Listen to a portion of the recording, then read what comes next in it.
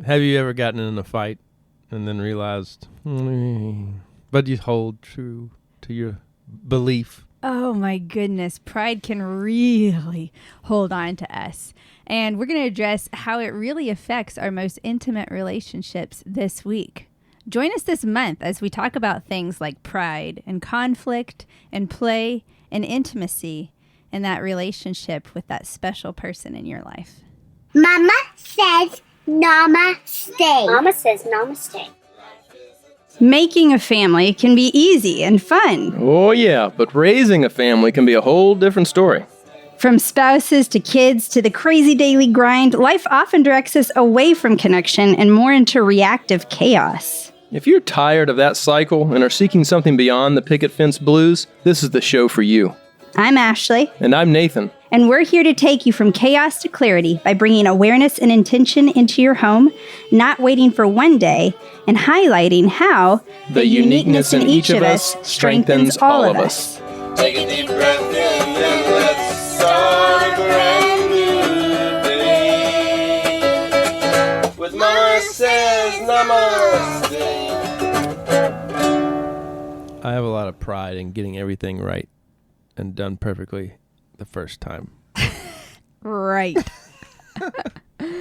No, honestly, I have to say one of the big things that really attracted me to you, and I saw something so different in you, was your willingness to set your ego aside for the sake of a relationship. And that was I think that was the most jarring difference between you and other guys that I had dated. Because I'd gone for confident guys. I wanted confidence. And so, I was attracted to these guys with confidence. And with confidence came big egos. Mm-hmm. Ego was a big part of it. And there were relationships I got into where it was clear the ego was bigger than our relationship. Mm-hmm. And that pride and that sense of needing to be the top dog. And when I met you, you showed up so authentic and just willing to be vulnerable, show your insecurity, yet also love yourself enough to step into to require respect. And so you would challenge me. It wasn't that you just gave into everything. You would challenge me, and that I was really attracted to the confidence that you had in that, but you were very authentic and willing to admit when you were wrong or admit your insecurities. And that I remember that moment of it, just of me just being hit when we were dating. And I've told you this before, but when we were at the park and walking over to that swing, I don't even remember what the discussion was, but we were having a deep discussion and you were challenging me on my beliefs. And I really took it seriously, that, oh my gosh, like I can really learn and grow from you. And yet I'm not dealing with the arrogant ego cockiness that I had in the past. And that was the moment that I really got hit, that you're the one. I want to spend the rest of my life with you. Man, I'm glad I fit that mold for you, because I was hit by you. Not in the same way. Yeah, I got hit by you the first time we met. But, it's funny how that pride, getting back to the pride piece and how sometimes that can be kind of the epicenter of your relationship, is just trying to prove each other wrong. One up each other. And to a degree, you and I would grapple in that for a long time. It took us a while to... a couple years in our relationship to figure out how to dance around that with each other. Well, I have gracefully. to say some element of it is that I didn't see all of it in you yet. I sure had a lot of it in me. I'd learned it. I was every relationship before that, a lot of those relationships before that were me having to, stake my place because if not, I would lose myself. And so and we've talked about this, and we've done episodes where we talked about the biggest challenge that you gave me when we were dating, and that was I was making a snarky comment to Nathan on something and just kind of being a punk, and I'm making a snarky comment to basically have the upper hand. And he stopped me. He goes, "What is your goal?" And it hit me like, what is my goal? To be right? To have the upper hand? To make you feel bad? Well, that's not a goal of to come together. Check. You know, if I say my goal is to love and connect, well, clearly I did not achieve that by making that statement. And so that was really an ego check for me of what's my goal? And so that's a great question to ask is, what is your goal when you are when you're coming up, when you're countering back with somebody, or you're holding on to a stance or something, is what are you really doing with this? Is it just to save face, or to make yourself look like you're in control of something? And does that really help the relationship? And that's the question, is does it help the relationship? I mean, we can all have, you can do relationship 1,000 different ways. But what I saw in our relationship that was starting to brood as we were building it and defining what was normal. And I think a lot of people misunderstand dating because it's kind of your opportunity to try to say, hey, this is how, I prefer to be in this, in this way or in this position. We don't always think about that when we're trying to date each other. Right. Dating is helping you to understand how to work with the other person to treat them the way they want to be treated, and for you to be treated the way you want to be treated. Yeah. And I learned in dating you that if I didn't communicate what I wanted, then you weren't going to just figure it out. I'm not a mind reader. Right. And as I am not either, although I'm a little bit of a better mind reader than you. But, I realized that, communicating what was going on was really important in our relationship. And I was willing to do that, to get uncomfortable with that, for the relationship, to see where it would go. Because, you can say, no, whatever. I don't, I'm keeping it real. I'm doing Ashley ride or die. And that's fine. I mean, I see people who are frustrated a lot of times in relationships because they want somebody to accept them and just, for who they are. I need somebody to just understand me for who I am. And I think that's okay in some ways as you're trying to define who you are. But, really getting into who do you want to be and how can we build that is a very different perspective than I'm trying to protect and justify myself over here versus I'm trying to grow and learn about myself over here. And those are two different ways of doing relationship. And I think that you can get into that, getting back to the pride piece, we can take pride in the path that we've in all the battles that we've won to get to where we are, but sometimes it's not working, and it's not working. And so if you don't call a spade, then you're going to keep on digging with that shovel. Yeah. And so I don't know. Yeah. And I think that we've been talking, I guess it was last month, we were talking about, even in the book, The Chameleon, that we did a book review on, we talked about how Merrick Rosenberg, the author, kind of gave a new perspective to the golden rule. The golden rule when it comes to your values is definitely, treat people with respect, with dignity, with empathy, with grace, compassion. I mean, these are things that are universal values that every human being deserves. But when it comes to interacting with them on communication, on, shooting them an email or talking about dinner or making plans, treat them how they want to be treated. And that means really learning what brings out the best in that person. And so, that's sometimes admitting that, I can throw every single agenda at Nathan for the day, and I can push him to make a decision because we need to make a decision, and we need to act fast and everything else. And I can do that and dump it all on him.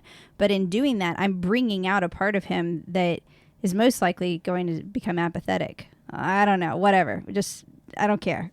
Put it there. Yeah, sure, whatever. In my file. And I get the shutdown from overwhelm. Well, that's not what I'm looking for. So if I want to, and if he's willing to admit to me, hey, you're overwhelming me, then I can pull back and I can tailor a different response. So then I change my approach. Hey, babe, do you have any thoughts for what we want to do today?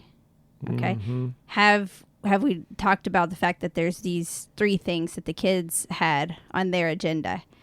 Do you see any opportunity for those to be fit in? Oh, yeah.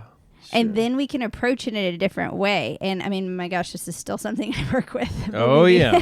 Because I do. It's like a conversation this morning. Yeah. So there are times where we all struggle with this. And so, I mean, I say our marriage is thriving now after 18 years and after 20 years of being together, not because we have no frustrations with one another, no difficulties, no miscommunication. No, we have all of that. And that we recover well. Right, because a lot of times it's the pride factor. It's setting it aside. I have a quote on the blog that says, "When you've done something wrong, admit it and be sorry. No one in history has ever choked to death from swallowing his pride." Think about that. I mean, nobody's choked to death from swallowing your pride. Try it once and see, is your pride more appetizing than your relationship? You really want to hold on and chew on that for a while? I mean, I definitely remember times in our marriage and early in our marriage where my push to get the upper hand left me munching on pride in the corner of my, my winner loser circle, while I had to kind of sit with my bad attitude and the stink I made. Well, that doesn't help the relationship. Right. And the more we laugh about it and we add humor in, I mean, we did a whole series at the very beginning of the podcast. The 2nd season was laughter, humble pie, and lots of sex. And we talked a lot about all of this. And humble pie was that big thing. Put your ego aside and be willing to admit when you're wrong. And the more we can laugh about it, the more it lightens the mood, and we can move beyond that and say, okay, I was just being a jerk. yeah. And so if we look at like what the actual definition of pride is based on Wikipedia, it says pride is an inwardly directed emotion that carries 2 antithetical meanings. With a negative connotation, pride refers to a foolishly and irrationally corrupt sense of one's personal value, status, or accomplishments, used synonymously with hubris. But with a positive connotation, pride refers to a humble and content sense of attachment towards one's own or another's choices and actions, or toward a whole group of people, and is a product of praise, independent self-reflection, and a fulfilled feeling of belonging. I like the 2 things that I really like or that I see that comes out in there is the negative connotation is an irrational, corrupt sense, where the positive connotation looks at independent self-reflection. Well, I was just it's really looking at the ration behind it, the rationale behind it. I was just going to say, like, I feel like I have quite a bit of pride in my life. Like, I take pride in my work and the things that I do. And I think that can also, just like with anything, too much of it can be have a negative effect. So it's kind of like it's a cake. Story of everything. Well, it is. Yeah. I mean, it is with everything. But I love the cake analogy, because the cake analogy, like when I talk to people about electricity, I use water because it's easier to understand electricity with water than it is to think of this, thing that hurts you every time you touch it. And so, like with life, with cake, if you put too much sugar in cake, it doesn't matter if it's your favorite kind of cake, if it's chocolate or strawberry or vanilla or whatever flavor. If it's too sweet and it hits you like a ton of sweet bricks, you don't even want to touch that cake. It almost makes it awful. And so life is like that. Like if you have too much pride where you're like, too much of even a sweet thing. Yeah. Then it bitters everything.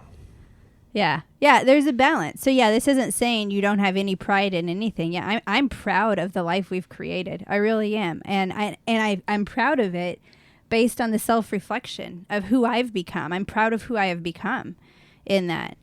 So it's not throwing all pride out the window, but it's looking at, when does pride become that irrational sense? Well, yeah. I think when it makes you fearful to move, that's when pride's really kind of gotten you. Ooh, that's a good point. When you're scared to change, or it's too, you can't imagine You know, I mean, when pride gets you stuck, that's when pride's no longer helpful. Yeah. That's a really good point. We talk about grace for growth and moving forward so much. And I think that's so much the epitome of when pride is not helpful or when it isn't. When pride holds you still and you're standing on that mountain of pride without any way of going back down it. Well, when you demand that the world stops so that you can hold this space, yeah, you know, everybody's got to go around me. Right. I think that's when it's got control of you. Right. And in the blog that I have that goes along with this, I share Nathan's and my story because I really had to struggle with pride and the identity I had created for what I was supposed to be in my home. And so in my world, I wanted to, I always had this idea that I was going to grow up and I was going to be the Susie homemaker, just like my mom. And my mom was the epitome of it. I mean, I came from a very traditional household when it comes to, you know, father working, mother staying at home and focused on the kids, and she does the cooking and the cleaning for the most part and all of the cooking, and my dad never did anything in the kitchen. And so there was a lot of a very traditional model in my house, and so that was the assumption. I was going to come in and I'm going to be the Susie homemaker. I'm going to spend my days making wonderful meals, doing craft projects with our kids, cleaning the house, and doing all of those duties while Nathan goes out and works. Easy peasy. Right. Except for a few things here. Number one is that instead of me becoming my mom, I married my mom. Hey. When it comes to personality styles, I mean, Nathan beautiful personality. Right. Nathan's way more like mom than I am. And I'm way more like my dad. And so, you know, oftentimes we do tend to marry people that have similar traits as our parents.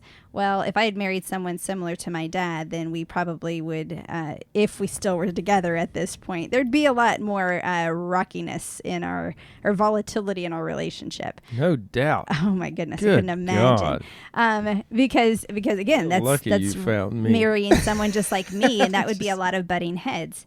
Well, and the same is true for me, though. If I had married somebody just like me, I would have never gotten off the couch. You have shoved me in some beautiful directions, which I really appreciate. Yeah. I mean, at first it was uncomfortable and scary, but I loved you and understood that you had your best interest at heart, or at least we were financially tied together, so you wouldn't do anything too stupid. We made our decisions together. Yeah. And so when it came to figuring out what was going to work for our family, we were dealing with some frustrations. Well, and I also want to say, though, that I was coming from a very traditional perspective with a little bit of a skew where my dad cooked and things like that, but I was, you know, fully expecting to go out and be, you know, work at the factory or, you know, get the job and go do this stuff. I'm grateful that there was a little element of cooking, though, because in that, it saved your butt. It saved my butt completely. Because Nathan is so skilled in the kitchen. While I love to cook, I love to bake, and I love to be in there, I also love recipes that tell me exactly what to do and how much to put in. And so, you know, opening up the pantry and coming up with a meal out of thin air was not something that came naturally to me at the beginning. I feel like I have a lot more capability now because of learning from you. Yeah, you can. But it really was a struggle for me, and it would stress me out. And so I was notorious. Well, there's two parts. First, the cooking part is it didn't come naturally to me, and I was notorious for not timing things well, which that I will still accept that that's still an issue for me. We should put that in the beginning of the instructions. You know, they get you all excited with the smells and the tastes and the descriptions. And then at the end, it's like, must be made a night before. 3.5 hours or a 6-week process. Right. It's like, hello, come on. Yeah, I ended up in that trap a lot of times where I had a great meal planned and then realized at 5 o'clock when I was ready to start making it that we wouldn't eat till 9. So that was one element of it. The other element, though, was that when we first got married and before children, we needed to bring in income. I mean, we were two 22 and 23 years old, just starting out and scraping by. And we needed more income. And so I started working, and I was working in my dad's business doing customer service. It was a virtual job that I could do easily in addition to my college schedule and AmeriCorps that I was doing to pay for college. And so it allowed for the flexible schedule. Well, we really liked the ability to have that flexible schedule. And so as children came in and we recognized how valuable that extra income was, I stuck with it. Well, it kept growing. And in addition to it growing, here I have my mama musings that I really enjoyed writing. And they were giving me a creative outlet that I really realized I needed. And I so enjoyed the writing that I did that now eventually has become Mama Says Namaste and the company. And so with both of these things, here I am trying to be this whole epitome of Susie Homemaker that my mama was and is, and also trying to work and do all this stuff on the work arena. And I didn't want to let either one go. And so I really went through a time of just kind of struggling in both a lot. Yeah. When was that? When was I at that struggle point? The struggle. Well, I Was mean, that after Jules or Ellie? it was accumulation. It was really the after Ellie. I mean, that's when I wrote this blog originally. Yeah. It was after Ellie that we ended up having that I ended up really having those challenges of having two kids at home and trying to. Well, that was about when I left the bank too. That's what I was trying to figure out. Yeah. So anyway, so we had all these times of trying to figure out what our roles were and realizing that maybe the roles that we expected to do or this image that we had placed based on our parents and their lives didn't fit us. And so we had to realize, okay, what fit us and what roles really were helpful for us to contribute in the house. And I guess we didn't realize that at the time. We were kind of red lighting, green lighting things at that time. Like we would experiment with, well, I'll just cook and knock it out and do this. And then all of a sudden that became the standard. And then so on and so forth. So, I mean, as as our schedules have changed, we've kind of adjusted what's been held by who. Yeah. And that's something to recognize is it's not holding on to a role and saying, okay, well, so now in order to, so I swallowed my pride and I gave up cooking and I've handed it over to Nathan and I don't do it anymore and I'm out of the kitchen. No, it's not that we can't do the other jobs. It's that we looked at what do we want to cultivate in our home and who's the best person for the task. And those have changed throughout our lives. I mean, at one point when we were, when Nathan was working at the bank and I had small children at home, the best person at the task for doing all of the bills and managing our bank account was Nathan, for sure. Well, we're on the road now. I'm on my computer all day and I have a bookkeeper I work with. All of the banking and everything really falls on me at this point. So our roles have reversed in that. Same thing with cooking. At beginning, it was, Nathan was gone and I was home. So my work was always flexible enough so I could try to do the cooking. And I did the cooking. And I recognized then my inadequacy at it. So we ended up doing a meal service plan where it was fresh 20. Oh my gosh, I loved it. You go to the store, you buy under 100 ingredients. Or under 20 ingredients. And then those 20 ingredients, then it's curated with recipes that cover the whole week where you can use leftovers and you batch cook and everything. So it was like using the food effectively, which is what I needed. I was trying to figure out how to not just be wasteful with food. And I would set up a tickler on your calendar at 4:00 that said start cooking hot stuff. So That's by the right. time you wrapped up, about 30 or 45 minutes later, it would be a good time to start. Right. We added some humor into it and we looked for some ways to kind of help for our struggles or our weak spots without making fun of each other or beating each other up for it. And we recognize that different seasons call for different stuff. Well, I think that's a good point. It's like instead of beating each other up about it, it's, well, what do we want?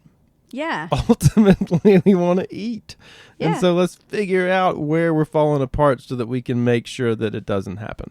And the swapping, I think, what I was hearing there as we've gone through life, neither one of us have demanded that certain weights be carried by other people. Like we have tossed weight back and forth as we've moved through life situationally. Yes. So it's not like, just give me more. I can handle more.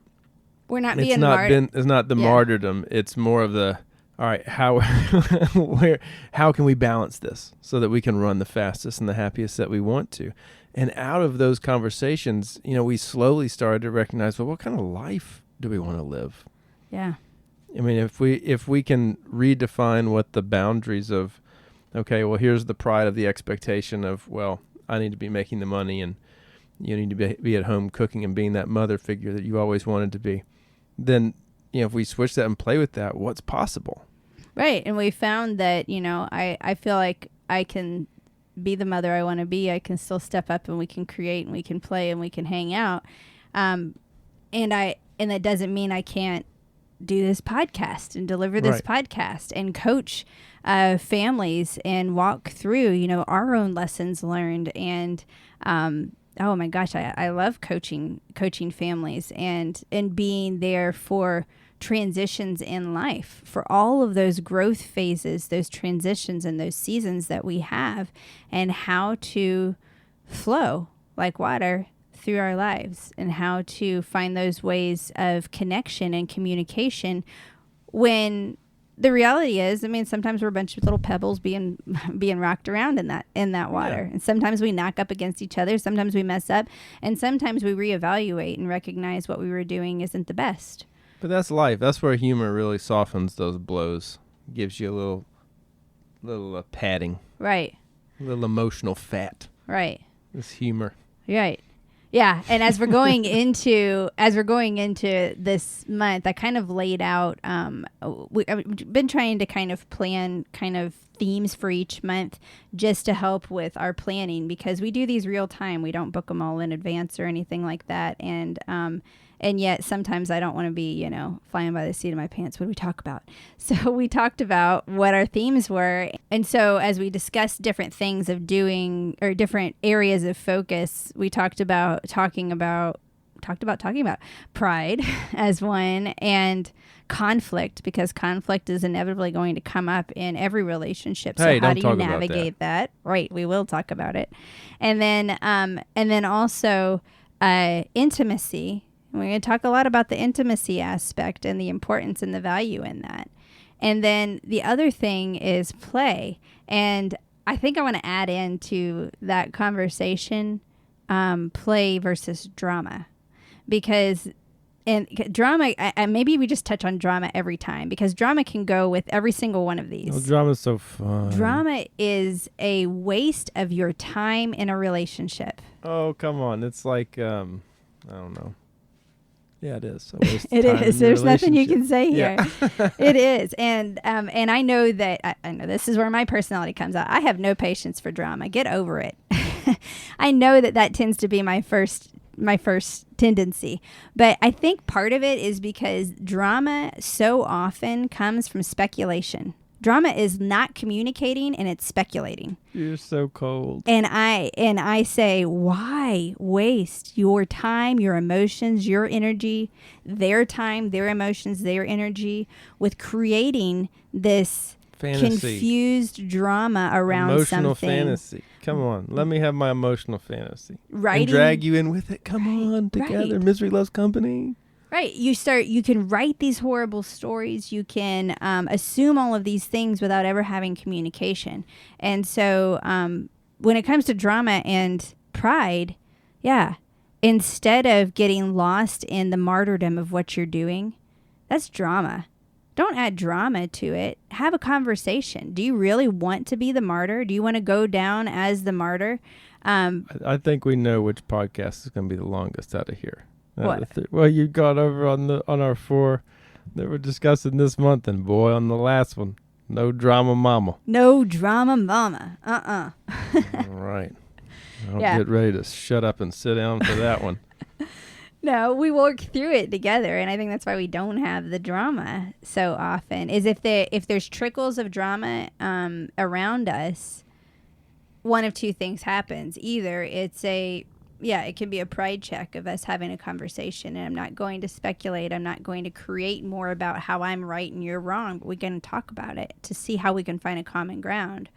Or if we've got drama elsewhere coming in, it's us determining how involved do we want to get? How much control do we have about this, or how much are we just wasting time in speculation? You get right down to the meat of it. All right, so when it comes to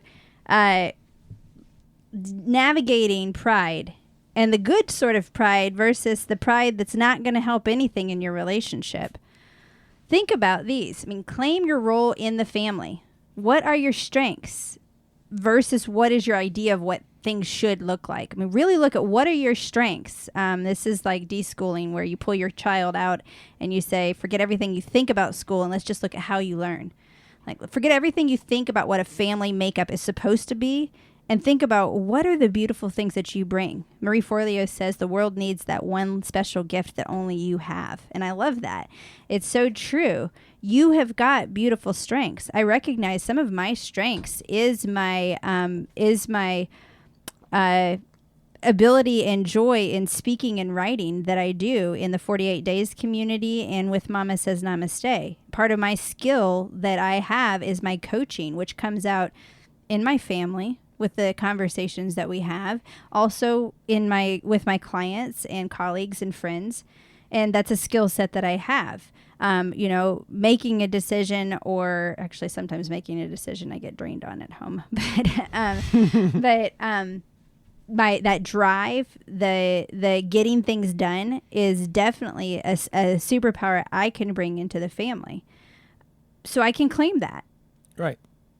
And I can be the awesome cook and the player of games that I play a lot of. Well, you can level us out a lot of times. Bring a lot of grace and understanding of, well, hold on, let's step back and look at it for a minute. Right. Let's slow down. Let's try something new. And yeah, so claiming where your role is and like what, and I don't want to say that like, stay in your lane or stick in your place, but maybe it's claim your superpower. I think don't be afraid to try something and see where it goes. Right. Yep. And acknowledge your own emotions. It's okay to be hurt, to cry, lose your temper, and not get it right all the time. I mean, that's going to happen.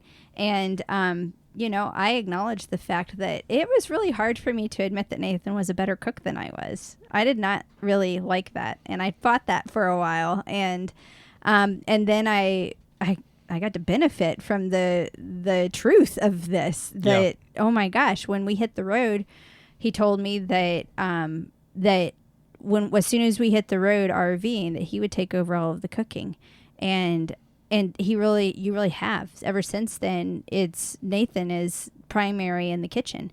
There are times where I really find great joy in picking out a new recipe with the girls and going through, and we work through a whole new recipe, and it's super elaborate.